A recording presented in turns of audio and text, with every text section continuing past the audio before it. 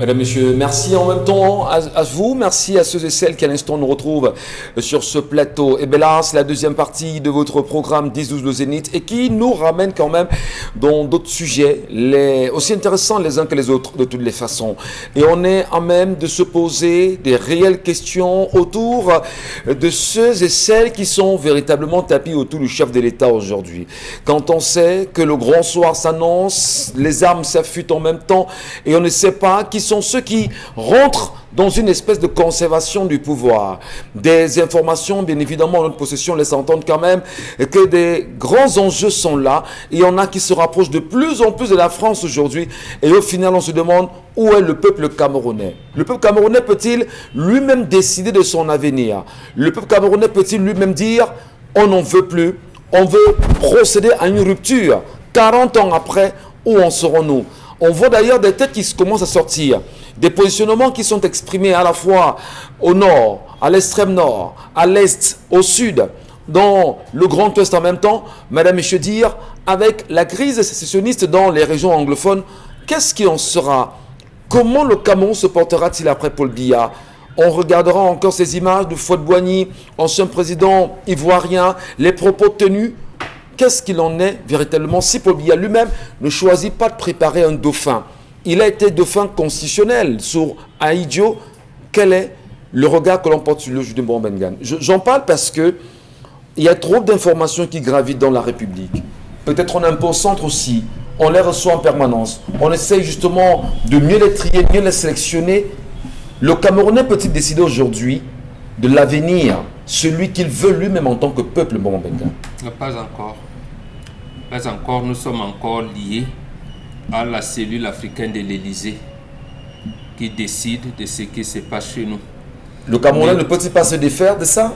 Si, il faut vaincre la peur et imaginer qu'il pourrait avoir 2000 morts sur le carreau pour atteindre cet objectif, parce que la France en a décidé ainsi.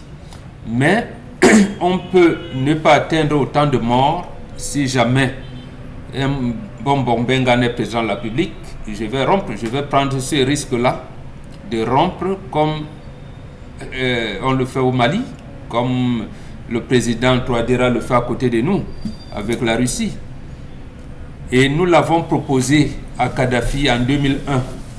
Je pense que le professeur Jean-Emmanuel Pondy est là, Mokoko Priso il est décédé, Samuel Makita est décédé, et le professeur Tadadje aussi, bon, il est décédé. Mais nous avons été un certain nombre d'indigènes africains, plus les intellectuels, parce que eux, ces intellectuels, ils ont cru que les indigènes que nous sommes pouvaient avoir une idée. Il y avait deux choses qu'on devait faire. Première chose, avoir une diplomatie commune. Même si on reste avec ce qu'on a imposé à l'OUA en 1963, barrières, comment je vais appeler, frontières intangibles héritées de la colonisation, il fallait les maintenir, mais nous, on pouvait avoir une diplomatie commune et avoir une force armée commune. On l'avait d'ailleurs baptisé Force armée panafricaine. Et on avait déjà 5 pays qui finançaient l'OUA et qui étaient prêts à financer l'Union africaine qui était en train de naître. Les 5 pays, c'était la Libye, l'Égypte, l'Algérie, le Nigeria et l'Afrique du Sud. Ne vous détrompez pas, hein. Voilà les 5 pays qui financent. Les autres, même le Cameroun est en retard de cotisation, quelquefois même de 3 ans. Donc voilà les pays. Il fallait donc, et ces pays-là étaient prêts à le faire sous l'encadrement aussi de l'Angola. Mais sauf que les Français ont mobilisé, comme ils ont fait dernièrement, leur dette est supérieure à la dette du continent. Mais ils ont organisé les bailleurs de fonds pour aider l'Afrique à contenir sa dette. Ils ont organisé le même scénario et nous ont menti. Ils ont créé un problème entre le Sénégal, le Nigeria et l'Afrique du Sud en leur demandant de chercher un siège de membre permanent du Conseil de sécurité pour qu'on ait un 6e siège. Nous les avons dit, l'Allemagne n'est pas membre permanent du Conseil de sécurité, laissez ça. Comme ça n'a pas marché, ils ont apporté le NEPAD. On leur dit, la main qui donne est au-dessus de celle qui reçoit. Donc, vous ne pouvez pas financer les infrastructures du continent en comptant sur l'apport des autres. Nous avons le sous-sol que tout le monde apprécie, qu'on vient prendre organisons-nous de cette manière, et c'est donc de cette manière que quand Kadhafi nomme professeur Jean-Marie Ngankou pour diriger le Fonds monétaire africain, on a commencé à saper le projet. Très bien, bon, donc voilà, parce que ces choses-là, il faut les connaître. Beaucoup pensent que nous, les indigènes, il y a certains intellectuels qui nous approchent, on essaie de faire un chose comme ça. C'est très important. Lorsque donc l'ancien président du Mali, Alpha Oumar Konaré, quitte la présidence du Mali pour venir être président de la Commission de l'Union africaine, on a saboté parce que lui, il voulait mettre ça en pratique. On a saboté et on ne parle plus jamais de lui jusqu'à aujourd'hui. Et c'est là peut-être l'occasion aujourd'hui de dire aux Africains, il faudrait trouver toutes les occasions nécessaires de s'affranchir. On s'en souvient encore de Nathalie Yam, qui depuis quelques jours, Nathalie Yam paye les frais d'une communication, on va dire, d'un sabotage des médias français sur sa question, parce que Nathalie Yam a démontré justement les positions françaises, tout en invitant les Africains à se retourner vers la Fédération russe aujourd'hui. Et ça semble justement porter des fruits. Merci beaucoup Nathalie Yam. Bravo pour votre combat. Allez, les messages d'Isabelle Carozoupet. C'est important parfois de vider son gosier en tant qu'Africain et d'interpeller les uns les autres. Nous vous écoutons. Pour l'histoire du jour, bonjour les Zéniths, l'histoire d'opération, là, beaucoup de familles, surtout de l'ouest de chez nous, moi-même pour m'opérer des myomes, je me suis entêtée de le faire parce que c'était le même discours, si on m'opère, je vais mourir, que chez nous, on n'opère pas les gens et entre-temps, la maladie te ronge et aujourd'hui, je vais bien. Et je me rends compte que c'est la peur c'est la peur de perdre l'être cher qui anime parfois les parents. Béatrice qui envoie donc cette réaction. Pour la colère, l'ancien maire de Yaoundé, M. Fouda, disait « Nous savons seulement manger, l'éléphant est tombé à Yaoundé. Allons couper des voleurs. » Point barre. Merlin. Non, c'est le premier ministre du Cameroun, Charles Assali, qui l'avait dit. Il avait dit « L'éléphant est tombé à Yaoundé, que chacun monte couper sa part. » Je dis bien Charles Assali. Bonjour le Zénith, si les membres du gouvernement maintiennent le président, c'est tout, ce n'est pas par amour, c'est par intérêt personnel. Par rapport à la colère, je dirais que nous ne pouvons pas comprendre le Cameroun pour l'histoire du jour. Je pense que ce sont les parents de cette jeune fille qui ont mangé son ventre ou alors ils habitent dans son ventre. Donc, il doit aller se dégager. Elle doit aller se faire dégager le ventre par des personnes spirituelles ou aller chez un prêtre pour la délivrance. Stivo depuis Bafan qui nous dit cela. Salut, ce monsieur n'est pas un homme qui prenne sa responsabilité de chef de famille car la dot est sacrée. Coaché Loïc depuis Douala. Est-ce qu'il devrait même demander à la famille avant d'aller faire opérer sa femme? C'est une opération. On n'est pas un homme parce qu'on mais demande s'il faut conseil. informer la famille. On ne va pas. Il demande s'il faut informer la famille. Ou demander l'aval. Ou demander. Il est allé informer. En allant informer, on lui a justement dit qu'elle ne peut pas le faire sinon elle va mourir. On ne va pas dire aux gens aujourd'hui que parce que vous allez vers votre belle famille ou bien parce que vous demandez conseil, vous n'êtes pas des hommes quand même. D'accord. On ne va pas réduire les gens on veut dire à que ça. ce conseil, on le sait avant. Quand on parvient à ce niveau-là, ça veut dire qu'on n'a pas demandé, ça veut dire qu'il n'est pas... J'avoue quand même que c'est un peu ambigu un moment, Benjamin. Savoir avant comment. Parce que lorsqu'on tombe sur... Renseignez-vous, cher ami, même en Europe, il y a les femmes qui perdent de deux trompes. Il y en a même qu'on enlève. Plaçons dans la place de ceux qui te pensent comme je le pense, là, tout de suite, moment, Benjamin. Il y en a qui rencontrent des femmes et qui ne savent pas exactement... ce que leur réserve le lendemain. On est d'accord qu'il faut se renseigner. Il y en a qui n'ont même pas de famille, qui n'ont même pas de proches avec qui justement, effectivement, il y en a même qui n'ont pas ces cultures. On a des compatriotes qui sont à l'étranger aujourd'hui, qui font des vies avec des femmes autres que des Camerounaises. Mais qu'est-ce que vous leur dites concrètement? Donc voilà, je vous donne une histoire. Voilà. En 2008, ma première fille a accouché en France. Oui. Un garçon. Avant qu'elle n'arrive au service d'état civil, on avait déjà mis Ngo. Elle dit, je vais dire à mon père qu'un garçon qui s'appelle Ngo. C'est quoi cette histoire? Il dit que Ngo, c'est ce titre parce que ça s'appelle Ngo Bengan. Donc pour eux, on me dit d'abord Ngo, c'est son nom. Tu vois donc le degré d'inculture. Oui. Ça veut dire justement que là où vous dites développer, ils ne savent pas. C'est pour ça que je vous dis, et ça la mère l'a répété. L'Occident qui n'a pas de préhistoire a un mémoire, alors un cerveau qui n'est pas large. Il ne sait qu'une seule chose. Et la seule chose qu'il sait, c'est ça. Il n'existe pas. Il y a ça ou ça. Ça n'existe pas. Nous, l'Africain, le cerveau est élastique. On sait que s'il y a ceci, il peut aussi y avoir cela. Très bien. C'est pour cette raison qu'on demande, renseignez-vous. Et là-bas, j'ai compris une histoire. Là où elle habitait, il y avait des présents dans des immeubles. Je leur ai dit non, vous habitez dans un cimetière. Ils me disent non, on est allé à la mairie. J'ai dit renseigne-toi, ils sont allés à la mairie. Ils ont dit que ah oui, il y avait un cimetière là qu'on a dégagé. Vous venez, mais voilà les situations. Et dans cet immeuble-là, je vous donnerai pas, elle me dit que plusieurs filles françaises, polonaises, américaines et tout avaient des problèmes de conception. À cet endroit précis, en plein Paris.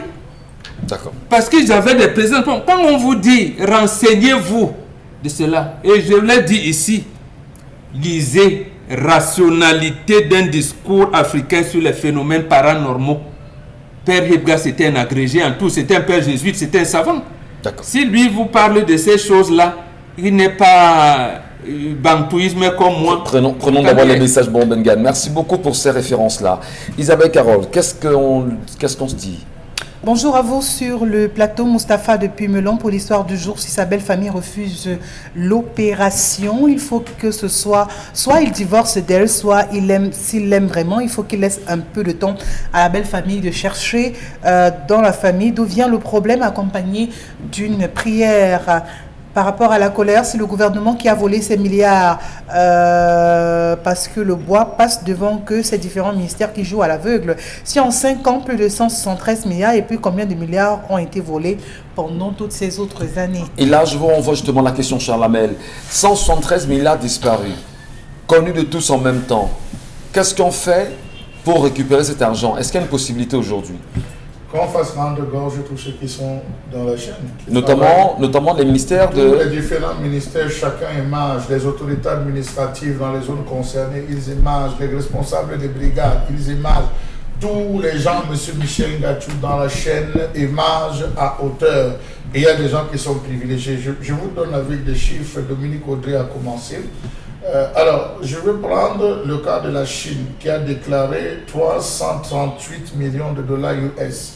Le Cameroun a déclaré 213, j'arrondis, il y a 213 dollars US, ce qui fait un gap de 125 milliards de dollars, 125 millions de dollars US en divagation.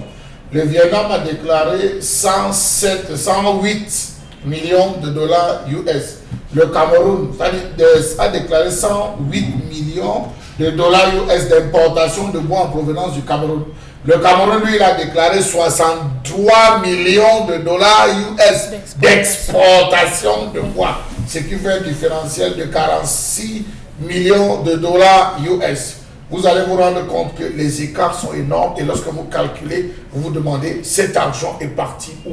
Pourquoi est-ce qu'il y a des fausses déclarations, des sous-déclarations, des surfacturations? Vous allez vous rendre compte qu'entre janvier 2009 et décembre 2017, l'écart total pour le commerce des grumes entre le Cameroun et le Vietnam s'est élevé à 420 millions de dollars, soit 358 millions de dollars US pour les grumes et 63 millions de dollars US pour les produits transformés. La valeur d'écart s'est accrue chaque année, ça il faut le préciser, et Dominique Audrey l'a dit, chaque année il y a une augmentation, et la proportion de valeur, lorsqu'on essaie de calculer même, la proportion des valeurs a aussi été faussement déclarée.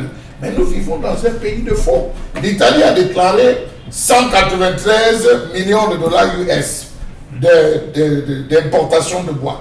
Le Cameroun a déclaré 165 millions de dollars US d'exportation de bois. Ça fait un différentiel de 28 millions de dollars US. Ouais. Tout cet argent, M. Michel Ngachou, est parti où? Les États-Unis eux-mêmes ont déclaré 166 millions de dollars d'importation de bois venant du Cameroun. Le Cameroun, lui, a déclaré 88 millions de dollars US de bois vers le Vietnam. Quand vous regardez tout ça, M. Michel Ngachou, vous mettez les mains sur la tête. Alors, qui de l'administration publique concernée, comment? Notamment les douanes, le ministère des Finances, le ministère des Forêts, impliqué dans les questions du bois et commerce extérieur, qui d'eux a le plus mangé? C'est là, il faudrait le savoir. Je déplore une chose, et moi, avec que la NIF, aujourd'hui, on vous dit que les privés, les particuliers ont plus d'argent plus d'argent, M. Michel Gacho, que toute autre personne sur la planète Cameroun. Ils sont particuliers que la NIF n'a pas assez de coups de franche pour pénétrer, que la CONAC ne peut pas s'impliquer et rester en justice. C'est incroyable. Cher Lamel, vraiment, vous savez, lorsque vous nous livrez des colères comme celle livrée ce matin, ça peut ne pas plaire en réalité. Oui. Ça peut ne pas plaire en réalité. Oui, monsieur Michel. Et nous le rappelle tout le temps sur ce plateau, il est important de dénoncer tout ce qui est contraire aux intérêts des populations. Et là, ce n'est même pas grave. Attends, monsieur Michel Gacho, ce n'est pas grave. Le plus grave à quel niveau? Le plus grave, c'est au niveau où le Camerounais lambda ne peut pas utiliser un bois de qualité de son pays pour s'offrir un heureux chez lui, pour se faire une porte. Le Camerounais lambda. Mais votre bois sort, va en Europe, va au Vietnam, est transformé pour faire des portes, des bars, pour décorer la maison des individus qui n'ont pas contribué à arroser vos plans. Comment comprenez-vous, M. Michel Gacho, qu'on importe tout pour l'équipement des ministres, des domiciles des ministres, des bureaux? Mais passez au port, vous allez voir comment les meubles arrivent.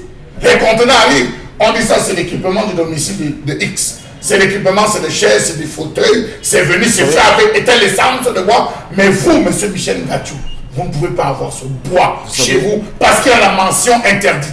Vous bénéficiez de quoi? Même pas la redevance. Vous savez, et surtout, vous avez dit quelque chose d'important quand on terminait la première partie tout à l'heure. J'aimerais insister, ça m'a renvoyé à un livre que j'avais lu en 86, un Hongrois naturalisé français, Tibor Mende. Il avait écrit un livre de l'aide à la recolonisation, paru aux éditions Le Point. À la 4e de couverture, Le Point avait dit ces choses que vous avez répétées là, et c'est bon de les préciser. Je cite: les problèmes politiques sont les problèmes de tout le monde. Les problèmes de tout le monde sont les problèmes politiques. Parfait. Donc, si on intègre ça, justement, ça fait un argument qui va nous amener à la citoyenneté et à l'engagement politique et citoyen. Et justement, les arguments que développe par exemple Charles Lamel dans ses chroniques vont nous amener à avoir cette citoyenneté et à développer le sentiment patriotique. Mais ce que je veux dire, parce que là, Isabelle Carole, vraiment, tout le respect que je vous dois avec les messages, mais c'est qu'on se met quand même à la place du citoyen camerounais. Et on se rend compte qu'il y a un vol organisé. Vous vous demandez très souvent, mais qu'est-ce qu'on fait avec autant d'argent volé? Qu'est-ce qu'on fait avec autant d'argent détourné? Les caisses d'État sont vides. Et les caisses d'État sont vides au moment où nous parlons. Oui. Qu'est-ce qu'on fait avec autant d'argent détourné? Alors, comment l'État, si vous voulez, le gouvernement peut être complice d'un tel vol? Est-ce que le chef de l'État lui-même... Non, mais il faut dire que Michel Gacho, c'est d'abord la mauvaise foi. Parce que si vous permettez... De la part de qui? Allez regarder les zones... Des gouvernants. Des gouvernants. Allez regarder dans les zones dans lesquelles on exporte ce bois. Mais je là où on... regardez l'enclavement de ces zones. C'est-à-dire que le minimum serait au moins de pouvoir restaurer l'ensemble de ce réseau routier. Sinon, le terme pêcher en eau trouble n'aurait pas de sens. On pêche en eau trouble. Justement, il faut justement que le décor soit de la sorte pour qu'on profite. Des questions méritent d'être posées sincèrement, M. Mbachou, parce que on ne peut pas passer à côté d'une telle colère. Comment peut-on laisser dans un pays comme le Cameroun, qui n'a rien, il faut le dire, autant de personnes voler l'argent de toute une république? Est-ce que, je pose la question idéalement, au nom des Camerounais, ils ne m'ont pas mandaté, mais je me la pose comme chaque citoyen. Paul Biya n'est-il pas complice de ce qui se passe aujourd'hui au Cameroun? Sincèrement, où est-il dans une histoire comme celle-là? Nous parlons des matières premières. Oui. On a soulevé la question du bois. Voilà 173 milliards en 5 ans. Multiplié par 10 ans. Ajoutez 15 ans. Multiplié par 20. Limitons-nous seulement à 20 ans, M. Michel Gacho. Vous allez vous imaginer qu'il y a de nombreuses personnes qui ont des butins dans leur maison. Vous allez vous comprendre qu'il y a des personnes, M. Michel Gacho, dont les familles vont subsister pendant au moins 50, 100 ans sans demander de la nourriture. Je vous en prie. Mais c'est ça. Au moment où nous parlons, il y a une crise qui sévit dans la zone anglophone camerounaise. On s'en souvient qu'il y a eu M. Tasson, Paul Tasson, qui a été mandaté pour repenser la reconstruction de la zone anglophone.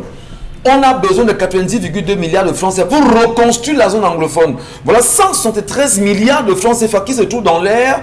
On ne sait pas exactement. Non, c'est dans l'air, c'est dans les poches. Dans les poches. Mais c'est incroyable. C'est incroyable. Mais jusqu'à quand va-t-on prendre l'Africain, je veux dire le Camerounais, pour celui qui ne réfléchit pas, Jusqu'à quand? Le peuple lui-même n'est-il pas complice de ce qui lui arrive aujourd'hui, M. Bachou Chalamel? Nous avons des familles hautement, je dis des familles hautement introduites qui gèrent ces dossiers. Vous avez vu, les populations se sont levées, bon, s'en souvient, les populations se sont levées pour réclamer. On a envoyé 3 camions, ils étaient partis de Djoum, 3 camions pour aller fouetter tout un village, monsieur Michel. Alors, on a fouetté jusqu'à faire marcher le chef de ce village à genoux. J'ai souvent demandé. Vous interpellez les populations ont quoi? Oui, les chefs font quoi? Vos abeilles, vous savez à quoi? Hein? Je pose la question trivialement pour parler comme un Camerounais lambda. Mais on ne peut pas comprendre qu'il y ait des gens qui aient accepté quand même de dire qu'ils vont gérer un pays, mais qui deviennent justement des bandits à col blanc, mais incroyablement. Je vous fais une petite anecdote pour sortir de là. Isabelle Carole, vous le prenez bien sur la revue des réseaux sociaux avec nous. Imaginez-vous comment vous m'excuserez, hein, le moi et Aïssa, permettez. On ne peut pas être dans la colère, au moins s'exprimer sa colère. Michel Ngachou est organisateur événementiel et spécialiste soirée de gala. On peut pas mal de mariages. On vous dit, Michel Ngachou, oui, on vous voit on sait que vous faites des mariages, venez. Mais on vous donnera pas tel montant parce que vous êtes du MRC. Mais c'est fou de penser comme ça. Mais que les Camerounais arrêtent un temps soit peu. Et vous avez présenté ce mariage? Non, je ne présente pas. Okay. Je vous dis, gardez votre argent. Bon. Mais il faut donc, jusqu'à ce niveau, on parle de performance politique. Parce qu'on estime que vous êtes sur un plateau, vous dénoncez ce qui est contraire aux intérêts des populations. Mais on ne peut pas vivre. Mais jusqu'à quand? Mais quand on entend de pareils chiffres, 173 milliards en 5 ans, on ne sait pas ce qui s'est passé pendant les 20 années écoulées dans un pays qu'on appelle le Cameroun, dont les caisses sont vides. Le secteur...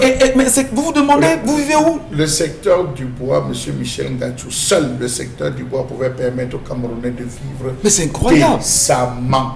D'avoir des rues comme on est en train d'envier aujourd'hui la Guinée équatoriale, on est en train d'envier le Rwanda, on est en train d'envier tous ces différents pays. M. Michel Ngachou, le Cameroun, c'est loin. C'est nous qui avons formé les Malaisiens à la culture de l'huile de palme. Aujourd'hui, la Malaisie se trouve où?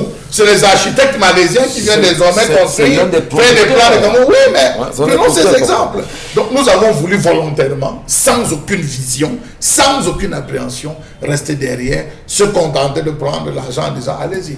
Si la population se plaint, appelez-moi. Je les fais fouetter, elles vont se tasser. Ce que vous avez à me donner. C'est moi la seule personne qui parle et les gens écoutent. Voilà comment on vit dans ce pays. Madame, Monsieur, merci à vous. Et puis, on peut s'excuser si on met un peu d'organes, juste un tout petit peu à un moment donné. C'est que la colère, parfois nous-mêmes, peut aussi en colère.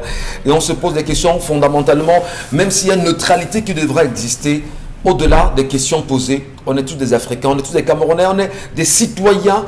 Et on parle en regardant le chef de l'État, en demandant, vous aviez justement prêté serment. Votre serment, justement, vous l'avez prêté. C'était pour qui? C'était pour vous ou pour les Camerounais? Véritablement. Vraiment, c'est incroyable. La revue des réseaux sociaux, Isabelle Carole Zoupette. C'est important qu'on s'arrête là parce que l'actuel également bouge et des infos gravitent de ce côté énormément. D'une colère à une autre. Oui. Ah, on est encore en colère là?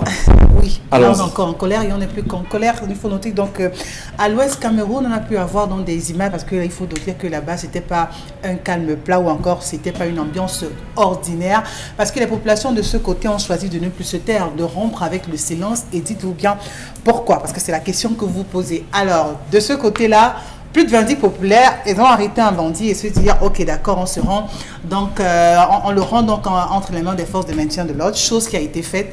Chose curieuse par la suite, c'est de revoir ce même individu quelques heures plus tard encore en train d'arpenter les rues de ce quartier en ardant les populations, elles qui n'ont rien compris à ce qui a bien pu se passer, mais qui n'étaient pas loin de comprendre que ce jeune homme a lui ou du moins sa famille ou de ses proches, du moins dû donner de l'argent pour pouvoir avoir une liberté aussi prompte, aussi rapide et aussi speed qu'elles n'ont pas compris parce qu'elles se sont dit on devrait mettre c'est hors la loi à l'abri des personnes pour avoir un minimum de paisibilité et pour se faire entendre, elles sont donc descendues dans la rue pour dire trop, c'est trop. C'était où là? À Banja. À Banja. Et dans le Haut-Cam. Dans le Haut-Cam. Ouais. Et il faut dire que ce qui a suivi par la suite après ce courroux des populations, c'est que ces mêmes forces de maintien de l'ordre ont encore mis la main sur ce dernier. On n'a pas d'image là. On revient les avoir de ces images. On a encore mis la main sur ce dernier. Voilà. Et on l'a donc remis en cage. Peut-être qu'on va dire que ces derniers évitaient de se retrouver comme ceux du côté de Yaoundé au commissariat du 13e qui après une vidéo qui avait fait le tour sur la toile ont été durement sanctionnés. Peut-être pris de panique, c'est ce qu'ils ont choisi donc de faire de ce côté-là. Voilà, très humblement, respectueusement, amicalement, collégialement, je sais. Voilà, on a ces images et on peut écouter le sous-préfet qui justement allait à leur rencontre. Moi-même, j'ai eu la même réaction. Parce que quand quelqu'un qui a fait du mal, on l'attrape.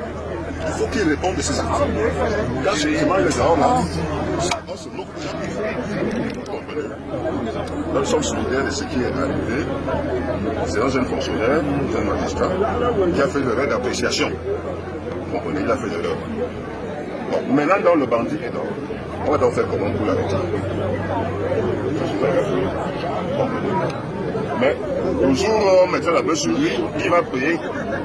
Bon, ça je vous l'assure.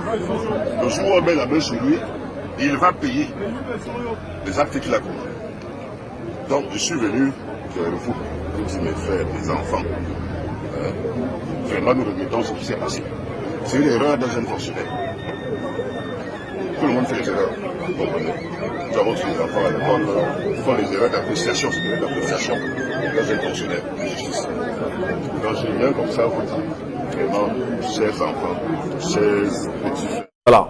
On a entendu le sous-préfet venir à la rencontre de ces Camerounais de Bandia qui ont décidé hier de sortir et d'aller brûler bien sûr la brigade parce qu'en réalité dans cette brigade, on attrape un bandit, la population choisit de restituer le bandit à la brigade. Quelques minutes après, quelques heures après, on laisse ce dernier parce qu'il aurait donné quelque chose et il revient narguer les mêmes populations. Mais finalement, Charles Hamel, pour une fois, on a vu quand même l'autorité. Et là, il devient doublement un danger. Hein. Pour une fois, on voit l'autorité administrative est dans une politesse incroyable. Là. On est supplié. Monsieur Michel Ngachou, nul ne peut se permettre là. Est-ce que là, j'ai suivi le sous-préfet dire que c'est une erreur d'appréciation? Non. J'ai vu dans des brigades, c'est peut-être la population qui a mal apprécié. J'ai vu dans certains quartiers, dans certaines situations où on attrape un bandit, mais on a besoin du cerveau. On ne parvient pas à avoir le cerveau. Qu'est-ce qu'on fait? On libère le gars. On lui donne l'impression, on libère le gars, mais on met derrière lui des anti-gangs, on met derrière lui des personnes qui vont le filer jusqu'à ce qu'on réussisse à attraper. On parle là d'un braquage. On parle là d'un braquage. Est-ce qu'on a eu à attraper comme celui qu'on a tué à Emana? Parce que là, Emana, je tire véritablement un coup de chapeau à la police qui a réagi promptement. Celui qu'on a découpé avec la machette et tout, fendre le cœur là. On a réussi à attraper les trois qui s'enfuyaient. Mais est-ce que là, le procureur n'a pas laissé dans le sens qu'il voulait mettre la main? Parce que c'est pas les cas de braquage dans toute cette zone sont légion, monsieur Michel Ngachou. Les braquages dans toute la zone de Mbada dans cet arrondissement sont légion. Est-ce que le fait de le laisser, le procureur n'a pas voulu? C'est une question.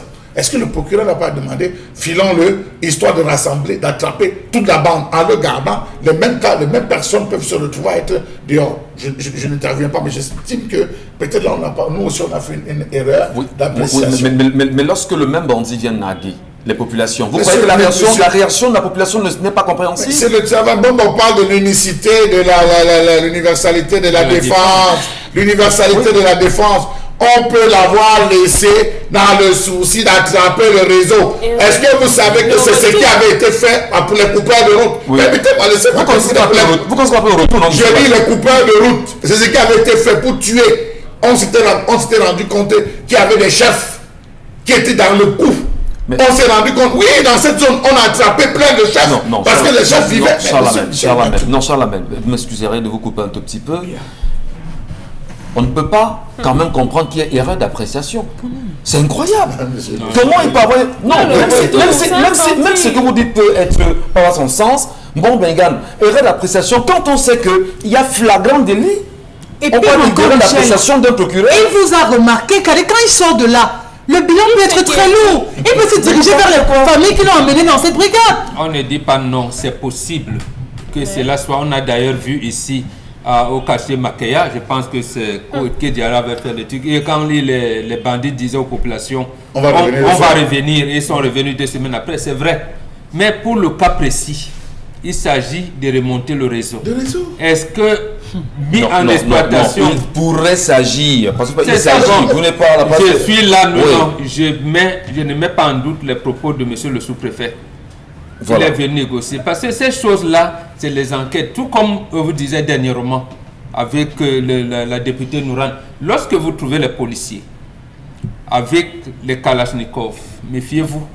Il peut avoir eu les instructions de tirer sur celui qui ne s'arrête pas. Voilà les choses que qu'un citoyen doit savoir. Et maintenant, quand les populations agissent de cette manière-là, ils ont peut-être raison, mais l'autorité administrative vient leur dire non, calmez, parce que l'information, parce que c'est comment on monte un réseau, comment on démantèle les réseaux. Il y a plusieurs techniques. Quelquefois, on peut arrêter quelqu'un. L'exploitation de ton téléphone portable permet rapidement te prendre. Maintenant, l'exploitation du téléphone portable peut amener à des trucs dangereux. On fait semblant de te laisser. On fait semblant de laisser. Et que dans les quartiers, il y a tous les indices. Le problème qui se passe, c'est qu'il n'y a pas assez de communication. Donc, mais il faut quand même rappeler, Dominique Audrey, pour sortir de ce sujet, que après que la population se soit levée, demandant à brûler la brigade, qu'elle soit calmée par le sous-préfet, le même jour, on a arrêté le niveau de la brigade. Oui. Vous voyez la population, voilà, si la on savait où le trouver. On savait il était filé. La méthode n'est pas indiquée. Si demain le juge ne le condamne pas, si demain le juge la méthode n'est pas indiquée. Le même jour, il a été arrêté. Le même jour, il est libéré. Non, mais quand même, attention, c'est vous qui dites la vérité populaire. C'est pour ça qu'il y a des quartiers. C'est possible. C'est pour ça qu'il y a des quartiers, Michel Ngachou. Pour avoir volé un œuf ou un bœuf, vraiment, on vous brûle ou alors on vous tape, on met fin à votre vie de suite. On ne cherche même pas à appeler les forces de l'ordre pour dire vraiment là. Parce qu'ils se disent que. Parce qu'ils savent que quand on le traînera, ce dernier, là où il se doit, quelques heures après, on va le libérer.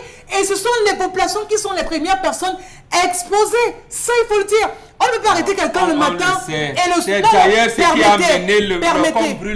On ne peut pas libérer quelqu'un le matin, arrêter quelqu'un le matin, le soir il est libéré. Et c'est lui-même qui vient encore narguer les populations comme quoi. Vous avez demandé comment arrêter. Je suis en liberté et tout. Je dis, même si vous allez me dire que c'est une méthode dans les enquêtes, moi je trouve que ce n'est pas indiqué parce qu'elle peut causer pas mal de dégâts. Elle pourrait causer. Merci. Je crois qu'on ne va pas quand même prendre les populations de Banja comme des personnes qui ne réfléchissent pas. Voilà, vous avez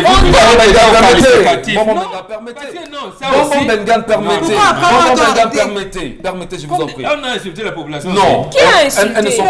Elles ne sont pas stupides. Non. Ouais. On leur dit, non, écoutez, justement, quand vous ne prenez pas, c'est nous, Charles Amel et moi qui non, le plateau n'appartient pas à Charles Amel et Mbongo. Quand vous comprenez mal nos propos, on reprécise. Non, ne le dites pas. La citoyenneté, cher ami, exige. Bonbon Bengan, permettez que Dominique Audrey donne son avis. Je n'ai pas dit non. Voilà, mais laissez là au bout.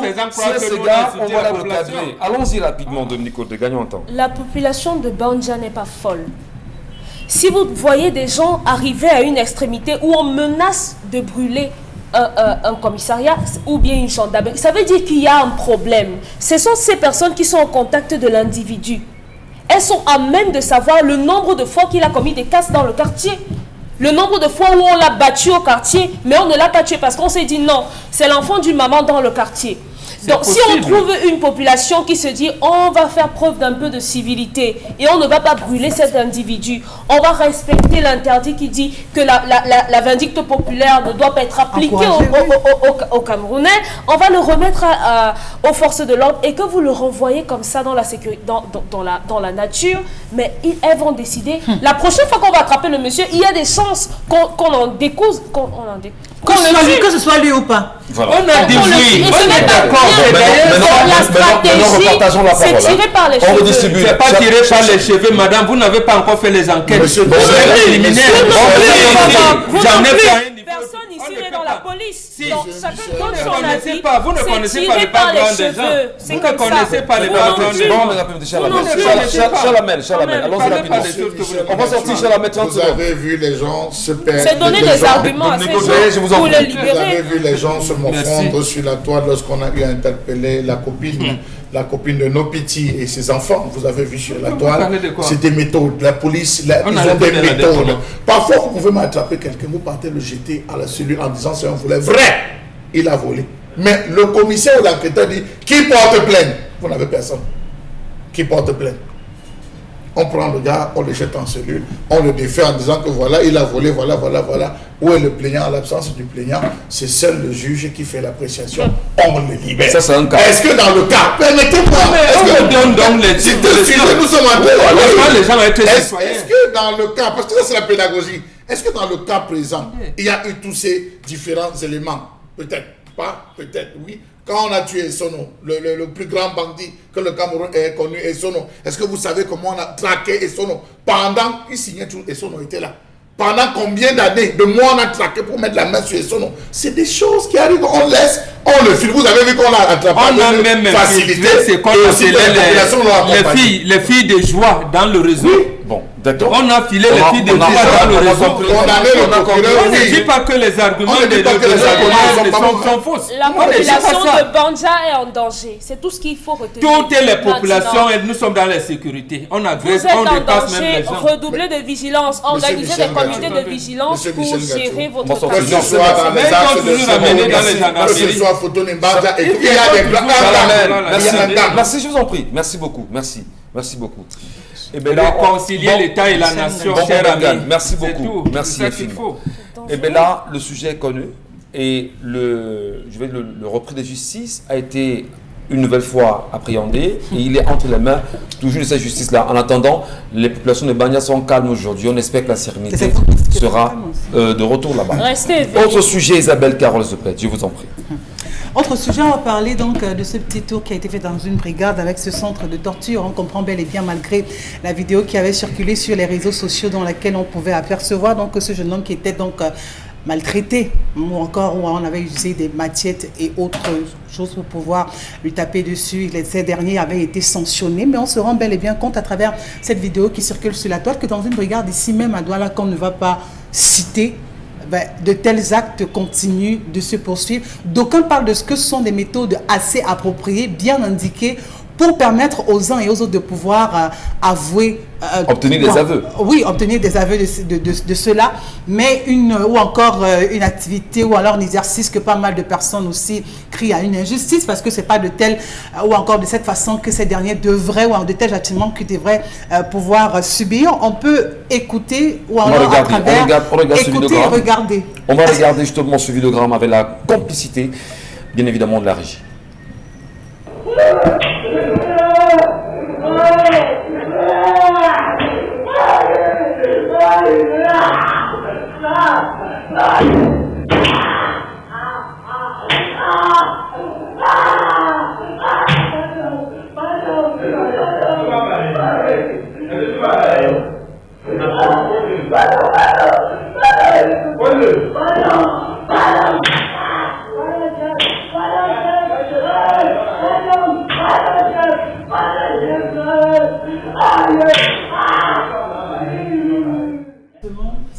On peut comprendre très bien ce qui se passe derrière cette porte, très difficile, très compliqué, mais peut-être ceux qui abordent la tenue seuls maîtrisent les raisons pour lesquelles ils persistent avec cette pratique. On sait en même temps ce matin, madame, monsieur, que les hauts gradés de l'armée nous regardent, comme chaque jour. Et on vous salue des endroits où vous nous regardez en même temps. On sait que M. Galax est au garde de la gendarmerie nationale nous regarde. On sait justement ce matin que le DGSN, le délégué général de la Sécurité nationale, nous regarde.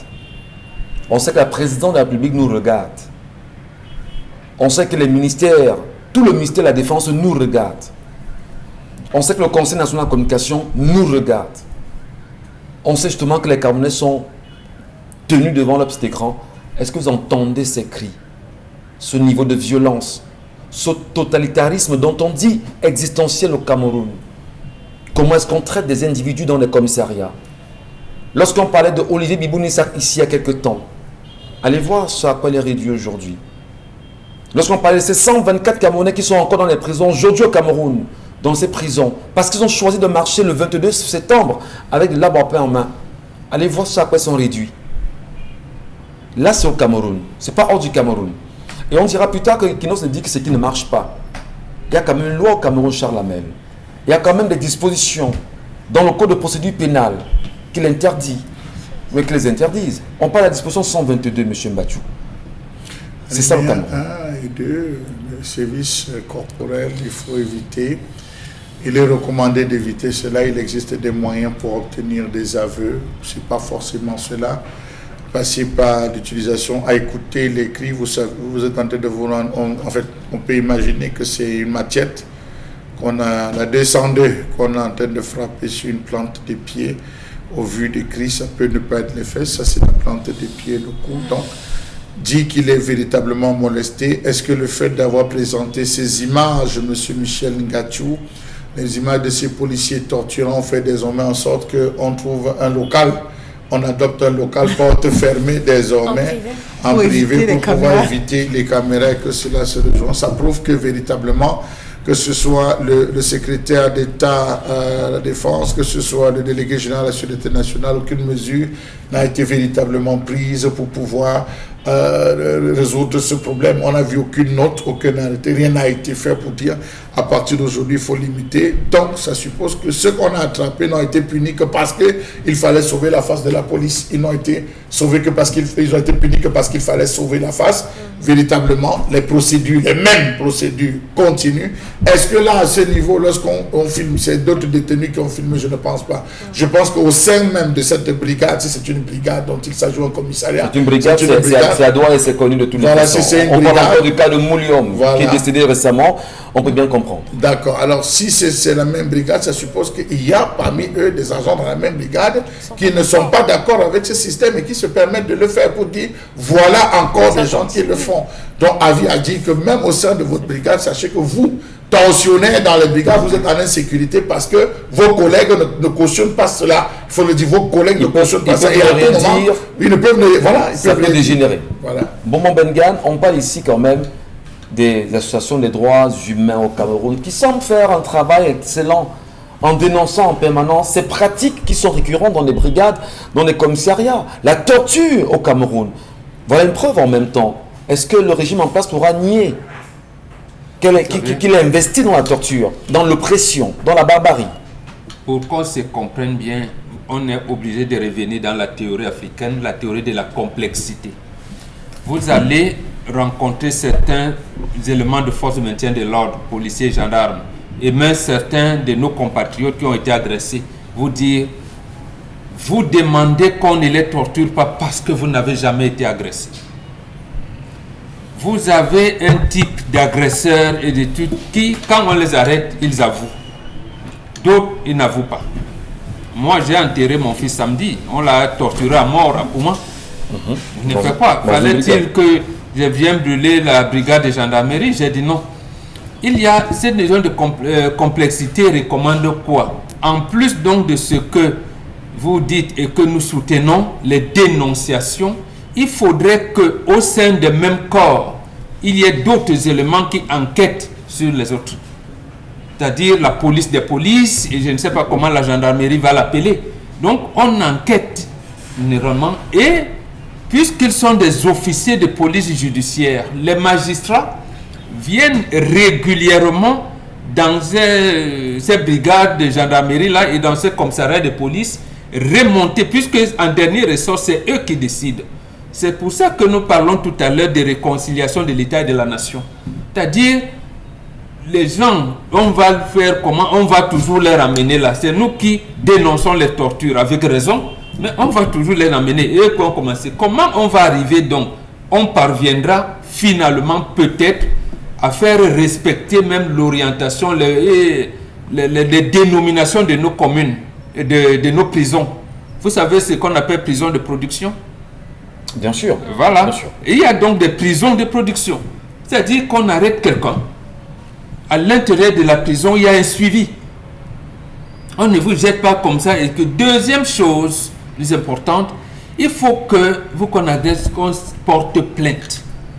Que les gens sachent qu'il faut porter plainte contre tel, pour tel, pour tel, pour tel. Vous savez, donc, quand vous dites porter plainte, vous allez me permettre de faire un trait d'union. Il y a des personnes qui se plaignent au Cameroun qu'il y a une femme magistrate qui a choisi justement de confisquer les terres d'une d'une famille où il y avait une savonnerie impliquée. Comment peut-on porter plainte à une telle dame? Dans un Cameroun où on est supposé avoir une justice qui est supposée servir les Camerounais. C'est-à-dire que vous êtes magistrat, vous choisissez de prendre ce qui ne vous revient pas. Quand on vous porte plainte, pas tout le dossier circule, vous asseyez sur ce dossier. Quelle justice au final? C'est triste quand même de voir ces images, moment. Non, c'est triste, c'est pour ça que j'ai dit. Mais on parle pourquoi? Pour avoir un Cameroun meilleur, non? Justement, il faut donc dénoncer ce type de magistrat qui a ce comportement-là. Comme on est en train de dénoncer le comportement malveillant des forces de maintien de l'ordre. Donc, il y a dans tout le pas de la société, il faut l'aider et même interpeller le premier président de la Cour suprême qui lui condamne ce qu'il appelle la justice privée, que nous appelons justice populaire. Il condamne, mais on fait donc comment pour réconcilier l'État et la nation? Nous avons les fauteurs de troubles tous les jours. Nous avons des gens qui commettent des assassinats. Il y a même des bandes organisées qui procèdent au trafic d'organes. On se fera où? Seulement à la justice. Et la justice, avant d'y arriver, par la police et la gendarmerie. Donc, on est obligé de dénoncer tout ce qui est contraire aux intérêts des populations et s'organiser justement pour qu'il n'en soit plus ainsi. Très bien. Dominique Audrey. Et permettre aux gendarmes, aux policiers, eux aussi, qui doivent faire des syndicats, parce qu'il leur est interdit de faire des syndicats. Dominique Audrey, je voudrais qu'on le dise parce que le sujet est tout à fait choquant. Et on dénonce pour qu'il puisse avoir un changement, en espérant. Il y a des silences qui peuvent être complices quand même. Mais où est M. Galax et Toga quand la brigade, quand la gendarmerie est impliquée dans une affaire comme celle-ci? L'histoire a été, du moins la vidéo a été rendue publique hier. Oui. Si je ne me trompe. Non, lui, il était au courant de ça. Il le sait. Finalement, alors, c'est quoi la question? Moi, je suis sur le cas de la vidéo, du vidéogramme, qui laisse entendre les cris et tout. C'est vrai qu'il y a sensiblement 1 à 2 semaines, on présentait déjà la vidéo du monsieur précédemment. Il faudrait qu'on continue simplement avec les sanctions. Même si on est dans un silence qui peut nous donner une certaine culpabilité, une certaine complicité, et ben, malgré tout cela, il faut quand même punir. Sinon, on aura une population qui va vous mettre de côté et peut-être avoir des mesures qu'on ne pourra pas gérer par la suite. Parce que jusqu'ici, on ne peut rien dire, on ne peut rien faire. La décision viendra certainement de là-bas, sauf si on va voir des organismes étrangers qui vont se saisir de l'affaire, qui vont commencer à produire des rapports, ainsi de suite, en n'en plus finir. On peut trouver une façon de solutionner ça. Dans d'autres pays, si c'est une question d'exploitation, on utilise parfois des psychologues pour manipuler les personnes. Les personnes qui sont... Voilà, il y a une façon intelligente de gérer les gens pour les amener à se dévoiler, même simplement en leur faisant répéter la même histoire un certain nombre de fois. Ils peuvent se tromper sans forcément qu'on use de violence sur les gens. Il y a une façon intelligente de gérer les gens et c'est possible. C'est pas nouveau, hein? On l'a très bien dit, Ce n'est pas nouveau, connu, hein? Ça se fait ici.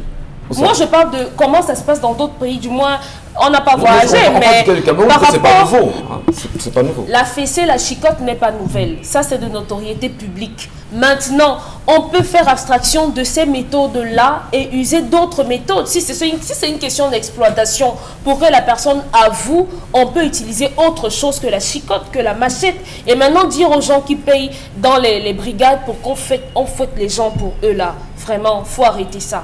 Voilà. Si la pratique perdure, c'est que quelque part, ces hommes tenus trouvent leur compte.